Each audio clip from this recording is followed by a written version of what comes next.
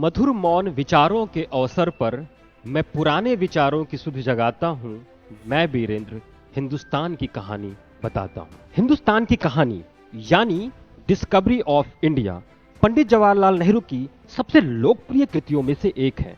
पंडित जी ने इसे अपने सबसे नौवीं और लंबी कैद के दिनों में लिखा था। जेल की दीवारों में बंद होने पर भी पंडित जी इस पुस्तक के माध्यम से भारत की खोज की यात्रा पर निकल पड़ते हैं। वह हमें ईसा के कोई 2000 साल पहले के उस जमाने में ले जाते हैं जब सिंधु की घाटी में एक विकसित और संपन्न सभ्यता फल फूल रही थी।